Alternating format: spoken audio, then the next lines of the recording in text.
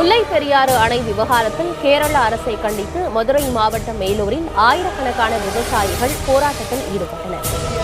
மதுரை மாவட்டத்திலே மேலூர் பகுதியிலே நீரதிகாரத்தை கொண்டு போய் செலுத்துவதுதான் சரியான முடிவாக இருக்கும் என்று நினைத்து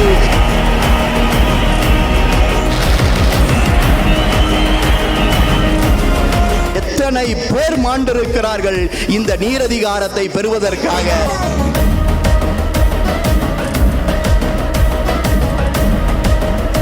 முல்லை பெரியாற்று அணையோட நீரின் அதிகாரத்தை பெற்றவர்கள் மேலூர் மக்கள் தான்.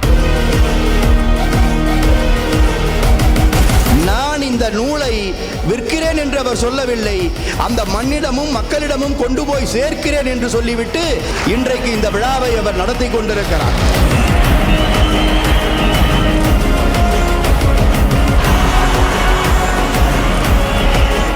வேலூர்காரங்களுக்கு ரொம்ப துணிச்சு இல்லையா?